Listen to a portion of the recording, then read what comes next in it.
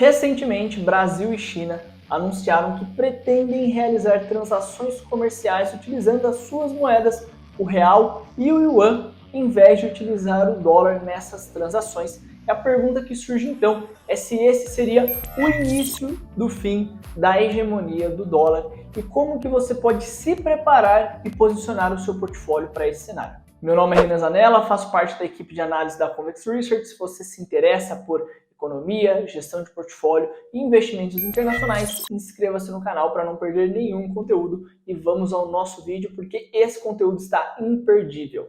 Além de todo o destaque que a China tem na economia global e também nas questões geopolíticas, a China é o maior parceiro comercial do Brasil. Ela responde por 1/3 das nossas exportações. Então, acompanhar o crescimento ou o declínio e o movimento da China é extremamente relevante para nós. Além de toda a relevância na economia global e também todo o seu papel na questão geopolítica do mundo, a China é o principal parceiro comercial do Brasil. Ela responde por 1/3 das nossas exportações, bem acima dos Estados Unidos. Então é extremamente relevante que a gente acompanhe o crescimento ou o declínio e os movimentos da China. Já há alguns anos que a China vem fazendo acordos bilaterais com determinados países para utilizar o yuan nessas transações internacionais e, com isso, conseguir, de certa forma, minar até toda a influência e poder do dólar. Recentemente, a notícia que circulou no Brasil e também até nos Estados Unidos e em outros países foi do anúncio da criação de uma clearing house, que é uma câmara de compensação, uma instituição bancária que permite o fechamento de negociações e concessões de empréstimos entre os dois países sem a utilização do dólar americano. No caso, seria com o real brasileiro e com o yuan, a moeda chinesa. E para mostrar a força desse movimento, no dia 29 de março, o banco Bocom BBM se tornou a primeira instituição financeira da América Latina a ser membro pleno do CIPS, que é o Cross Border Interbank Payment System, um sistema de liquidação de transações denominadas em renminbi, controlada pelo Banco Central da China. Dito isso, a gente precisa reconhecer sim que a China tem um papel importante no sistema financeiro e a sua moeda começa a ganhar relevância, mas a gente precisa entender, primeiro, que esse acordo entre Brasil e China, ele vai permitir, mas não vai exigir que, por exemplo, os nossos exportadores, os produtores de café, de soja, de milho, que eles recebam em yuan. Ele vai permitir, mas não será uma obrigatoriedade. E na maioria das análises que você vê por aí nas redes sociais, até em mídias financeiras, coloca-se muita ênfase nas transações comerciais para definir se o dólar vai ou não perder o seu espaço. O que a gente precisa entender, esse é o primeiro ponto desse vídeo que você precisa saber com clareza, é que o sistema financeiro, o alicerce do sistema atual é o crédito.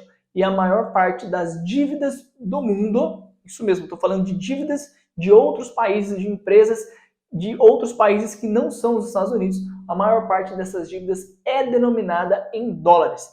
Em segundo lugar, a gente vai ter dívidas denominadas em euro e depois o ien e depois o yuan. Então, sim, o yuan vem ganhando relevância, mas ainda muito longe do que é o dólar. E para ilustrar esse ponto, eu trouxe um gráfico do BIS, que é o Banco Central dos Bancos Centrais. Se você quer encontrar informações acerca dos bancos internacionais, informações mais gerais sobre as economias globais, você tem que acompanhar o site do BIS.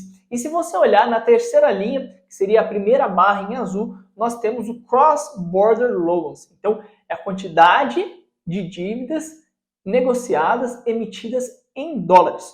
Hoje, praticamente 50% das dívidas globais está negociada em dólares. E a gente teve até um exemplo recente, que foi o governo brasileiro anunciando a emissão de títulos públicos, bonds soberanos em dólares. E não fizeram em yuan, fizeram em dólares. Temos empresas brasileiras como a Suzano, a Vale, a Petrobras, que também têm dívidas em dólares. Mas o que é mais chocante, talvez, para muitos, é que desse percentual de dívidas emitidas em dólares, quase 80% é de outros países e empresas que não estão nos Estados Unidos.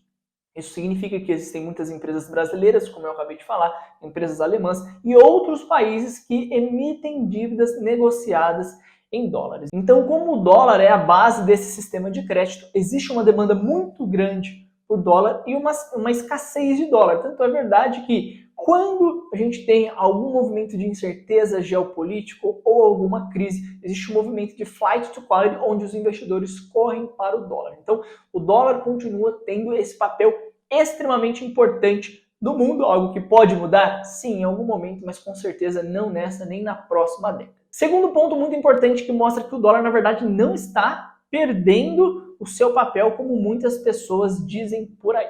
Se a gente olhar o percentual das reservas internacionais, ou seja, os recursos de outros países, veremos que praticamente 60% das reservas internacionais está alocada em dólares. Desde 2002, realmente tivemos uma queda, então o dólar chegou a representar quase 70%, hoje é 60%, mas ainda assim está muito na frente do euro, que seria a segunda moeda, muito na frente da moeda japonesa, da moeda chinesa, que está em quarto lugar, e muito na frente até do próprio ouro. E se a gente olhar a alocação das reservas internacionais do próprio Brasil, a gente consegue ver esse movimento também, até uma curiosidade para ver como é que o Brasil distribui a sua reserva. Então, dados de dezembro de 2022 mostram que 80% da nossa reserva está em dólar, 5% está em renminbi, que seria a moeda chinesa. Então, sim, a moeda chinesa vem ganhando relevância, mas você há de concordar comigo que 80% para 5% é uma diferença gritante. Depois a gente tem o euro com 3%, a libra esterlina e o ouro com 1%. Então, isso que aconteceu no Brasil está acontecendo no mundo. A moeda chinesa começa a ganhar relevância, mas ela ainda está muito, mas muito longe do euro, muito mais longe ainda do próprio dólar, que é a grande moeda considerada dentro das reservas internacionais. O terceiro ponto que eu quero trazer para você, e esse dificilmente você vai encontrar alguém falando por aí. A moeda chinesa, ela não tem a capacidade de se tornar a moeda líder, a moeda de reserva global, pelo menos nos próximos anos, porque a China tem um forte controle de capitais.